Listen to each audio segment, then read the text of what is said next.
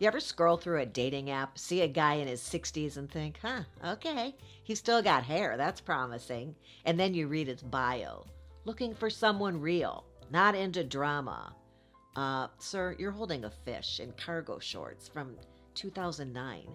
Now look, I say that with love because I've worked with men in this age group for over a decade. I coach them, I match them, I care about them. But we do need to talk a little bit about what's actually happening when a man over 60 says he wants a relationship and then behaves like he's still casually browsing a mall food court, kind of hoping connection magically finds him between bites of Panda Express.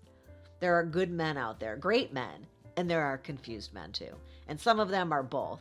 So if you've ever wondered what these guys are really looking for, and how to tell the difference between I'm open to love and I'm a little bored, then this one's for you. So if that sounds at all interesting, I hope you'll stick around because that's what's on the agenda. A lot of men in their 60s put looking for a long-term relationship in their profile, and I believe that they mean it, in theory. They've done the marriage thing before, maybe raised some kids, maybe went through a divorce that knocked the wind out of them, and now they're not looking for flings. They want real connections. But here's the problem. Some of them have no idea how to create that connection. So instead, they sit back and wait to be impressed. They swipe and they scroll and they message a little, and then they hope the right person just shows up and makes it easy for them. Wanting a relationship and being ready for one, not necessarily the same thing. And if someone's still treating dating like a game of probability instead of participation, maybe they're not ready. They're wishful. Wishful isn't bad, but wishful doesn't build a relationship. There's a particular kind of profile that says, I'm looking for someone fit, feminine, fun, emotionally available, and into travel. And listen, those are fair things to want. But if your list of what you're looking for reads like a casting call and there's nothing about what you're offering, that's a red flag. Not because your standards are too high, but because your self-awareness might be too low. Men in this age group sometimes forget that women are reading these bios and thinking, okay, but what's in it for me? It's not about being perfect, no. It's about showing that you have the emotional maturity to know what partnership feels like, not just what it should look like. And then some men aren't looking for a relationship. They're looking for a distraction. From retirement, from aging, from the quiet that creeps in at the end of the day when no one texts to ask what's for dinner. And again, I say this without any judgment. I've seen how real that loneliness is. But if you're using a dating app to soothe discomfort instead of spark curiosity, then the women you meet are going to feel it. And they're going to walk away thinking they did something wrong, when really they just stepped into a dynamic where you wanted company, not connection. So if you're a man listening to this, that doesn't make you bad. That makes you human. But don't say you're ready for something real unless you actually are. Because the women out here doing the work, they've learned to spot the difference. And they're done with people who just want to waste their time. So you know when you walk into a coffee shop so often, they just know your order? That's what subscribing is like. You're officially part of the crew.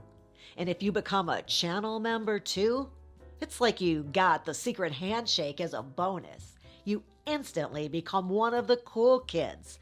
So before we get back to the episode, if you could just hit those buttons, I'll save you a seat and maybe even share my muffin.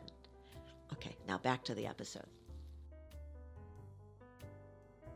Some guys are out here swiping and matching, but they rarely initiate. They're not rude, they're not creepy, they're just a little passive. They're hoping somebody else, again, makes the first move because they're tired or nervous or they think their age is a liability. And I get it, it's vulnerable to reach out. It's humbling to not get a reply, but connection doesn't just happen, it's built. And if you're too afraid to say hello, you're not going to get very far, no matter how ready your profile says you are. So ladies, if you're wondering, why hasn't he messaged me? Sometimes it's not about you, not at all. Sometimes it's about him sitting on the sofa, rereading his own bio and trying to work up the courage to say more than, hey. Let's talk about the gap between what someone says they want and how they actually behave. A man might say, I want a deep emotional connection, but then panic the moment someone asks a real question. Or he'll write, looking for love, but only initiate conversations that revolve around how often you work out and whether you have a passport. That's not emotional intimacy. That's a vibes-based hiring process. When you're in your 60s, this gap matters more because we're not just looking for attraction anymore. We're looking for compatibility, alignment, and somebody who can be present. And if you're not emotionally available, or you're still busy healing from something that left you shut down, then you're not ready to build yet. You're still figuring out what you need, and that is perfectly okay. But don't confuse that with craving a connection, because it's not fair to the other person. Here's the part no one puts in their dating bio: grief, fear of rejection, feeling irrelevant. See, a lot of men in their 60s have lived through hard things: loss, divorce, being cheated on, losing themselves to careers or caretaking, and that stuff leaves marks. But because most of them weren't raised to talk about it, it shows up in weird ways. Emotional distance, control, or a general vibe of, I don't want to need anyone, but please don't leave. If you're dating and it feels like a man's words and his energy don't match, chances are there's something unspoken running the show. And if you're a man listening to this and you're thinking, damn, yeah, that's me, well, good, because that's the first step, naming it. You don't need to be perfect, but you do need to be honest, with yourself mostly, and to start for sure. Now let's talk about the men who actually are ready, because they're out there too, and they're not all riding motorcycles in the desert or pretending that they invented yoga. They're the guys who've done some work, maybe therapy, maybe a hard reset after divorce, maybe just enough life experience to know that love isn't a reward, it's a relationship, and it takes a little work. These men want companionship. They want depth, someone to laugh with, talk with, travel with, and they're not looking for somebody to save them from boredom. They're looking for someone to meet them where they are. They're emotionally generous, curious, and yeah, they want to feel wanted, for sure. They want to be chosen, not tolerated. You can feel that coming from them. So if you're the kind of woman who's ready for something real, don't lower your standards. Just raise your discernment. Learn to spot the guys who are showing up, because they do exist. I promise you they do. They just might not be the loudest one in the rooms.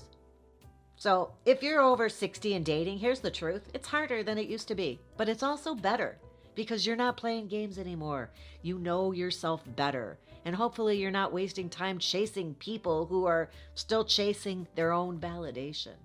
So ask yourself this: am I showing up the way I want somebody to show up for me? Am I dating from curiosity or from fear? Am I willing to have an honest conversation, or am I just hoping somebody else figures it all out for me?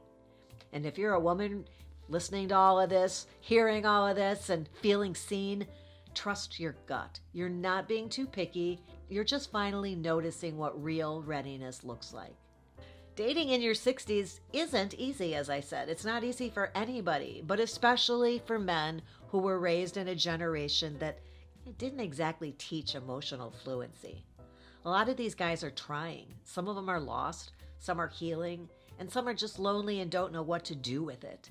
But if you can read between the lines, you'll start to see what's real, who's just typing the right things and who's living them. Because at the end of the day, the man you're looking for, he's not the one with the best bio or the fanciest pictures sometimes. He's the one who's doing the work to meet you, not just match you, meet you. And if you found this interesting or helpful, you might want to check out this episode here. And please give my little mama the thumbs up. That's my mom. She says, hey, give it a thumbs up. Makes us feel good. Makes our day. And also, please don't forget to hit that subscribe button. I appreciate it. Makes everything better around here. So I'll look forward to seeing you back here again soon. And until next time, have a good one.